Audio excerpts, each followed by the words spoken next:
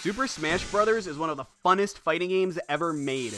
The amount of freedom and creativity you're allowed, even in the original N64 game, is insane. Items or no items, whatever stage you want to play on, you do team battles, the works. It makes for a game that has an insane amount of replay value. But what about the single player? There's really just classic mode and the 2 event games, nothing else. Well, in this video, this is where Kirby comes in. While this isn't anywhere near as crazy as the Return to Dreamland video where I tried not moving Kirby, check that out by the way because it's I figured it'd be fun to see how hard it was to clear Smash 64's classic mode by only using Kirby's up tilt. People familiar with the game, and even some competitive players of the more recent games like Melee and Ultimate, know how insane this move is. But for those of you who don't know, well...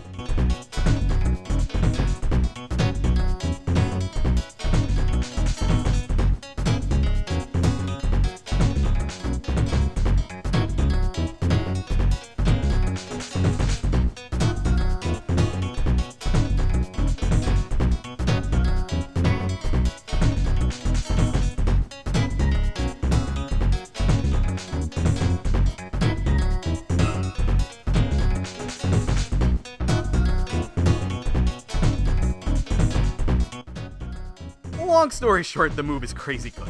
KOing your opponent is practically all it doesn't do.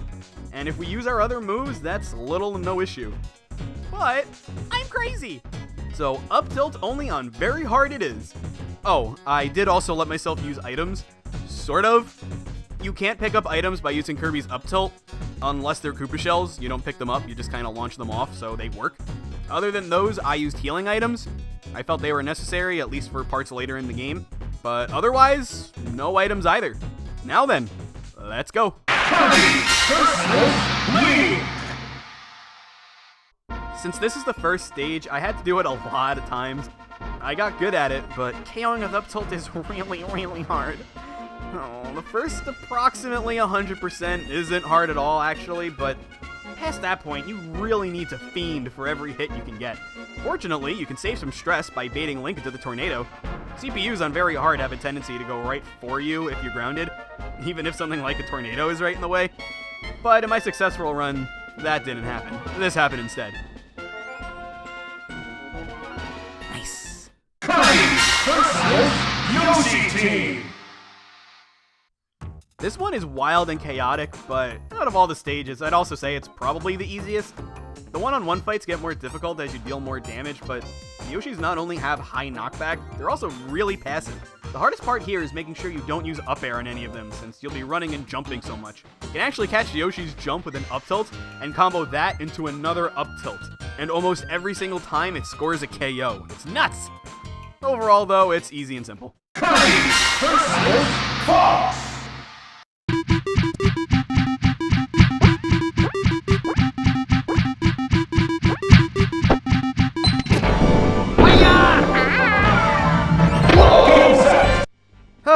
I wish that was in my successful run, but you could probably tell by the stocks that it wasn't. I'd put it in the montage, but come on, it deserves special mention here. Fox himself overall, though, isn't really all that bad. Just watch out for landing up air, since for some reason the AI knows Fox combos. Otherwise, he's easy.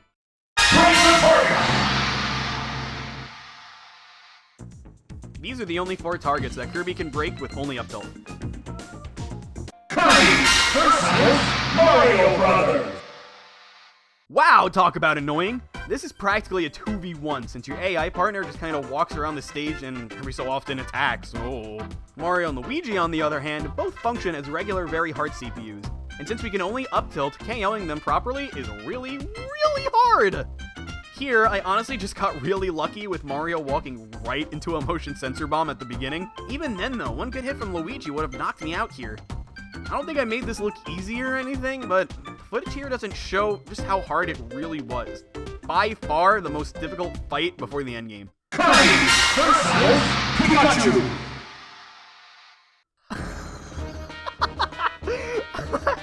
I love how the AI desperately tries to space around Kirby's up tilt.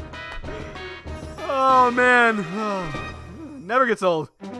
Anyway, Pikachu's really not all that hard. Of the one-on-one fights, this is probably the easiest one, mostly for reasons like that. Ironic though, since by far, Pikachu is the best character in Smash 64. Giant Donkey Kong!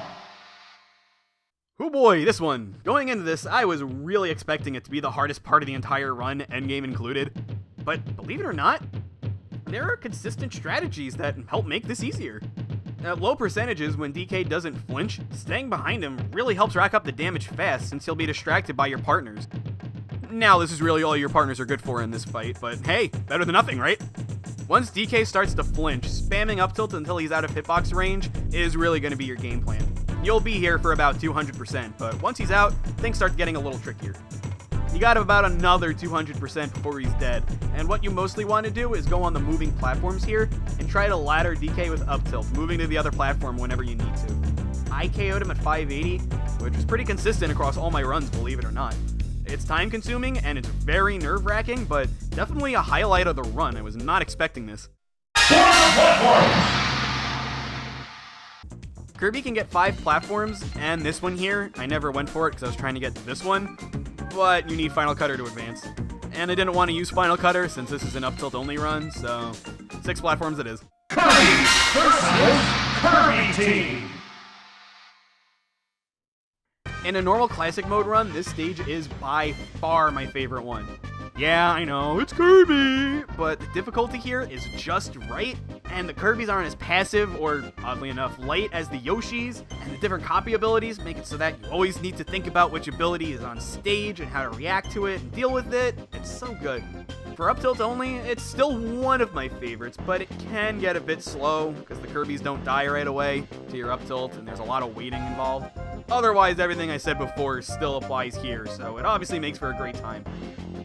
Was also responsible for, by far, the funniest fail out of any challenge run I've ever done. Kirby versus Samus!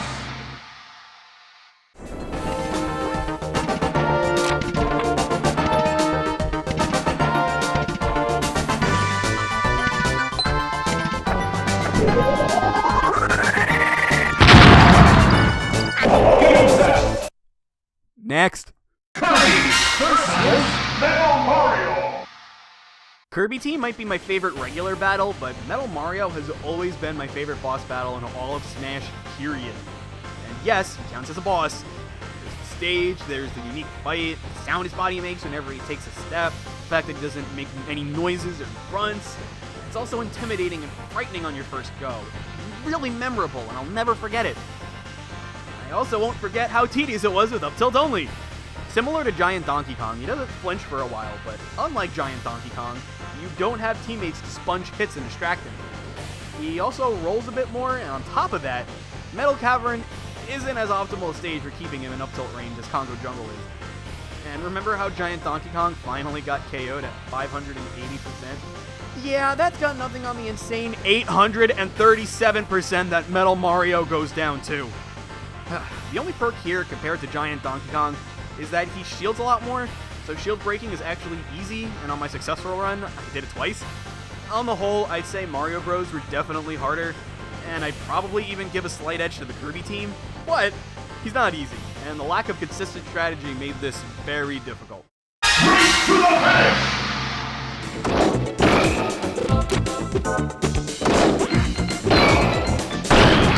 Complete! Kirby versus Fighting Polygon Team!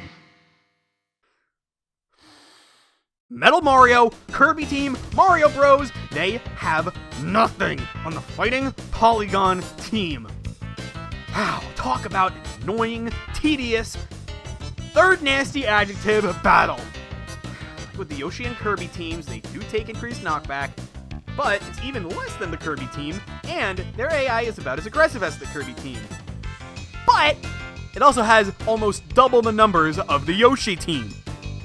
I haven't been talking about the time limit yet, because even with battles as drawn out as Metal Mario and Giant Donkey Kong, time was never really an issue.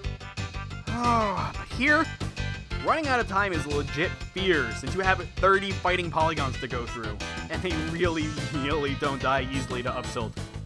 Winning this with only up tilt is almost impossible, so I relied hard on the fact that the AI can hit the other fighting polygons. with things like bombs going off, Koopa shells, etc. As per usual, the only items I let Kirby use were the Koopa shells and the healing items, Heart Container and, pretty fittingly, Maximum Tomato. The rest I let happen naturally. In fact, letting a Polygon fighter grab a hammer and hit their teammates consistently netted at least 3 or 4 KOs. And then, finally, after what felt like forever, it was done. Look at how far that last up tilt hit. This move is bonkers.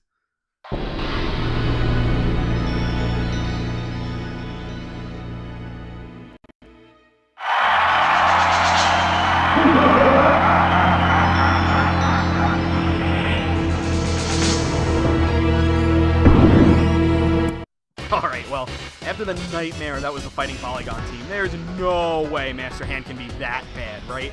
Come on. Ooh.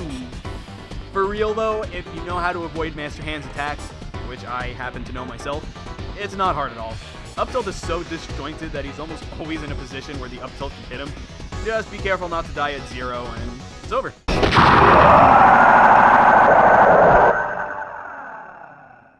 Overall, this was a fun little challenge, and definitely took a lot less out of me than no moving in Kirby's Return to Dreamland. Again, check that video out for way more suffering than this one. As is, aside from the Fighting Polygon team, this was a nice, fun ride, and I'm glad I got to share with all of you just how stupid Kirby's Up Tilt is. If you want to see more videos from me, then hit the like button and subscribe. It really helps me out. There's a link to my Twitter in the description, so go follow me if you want to see me retweet Kirby stuff. But that's it. Until next time, I'm Kirby Fan, thanks for watching, and I'll see you next time.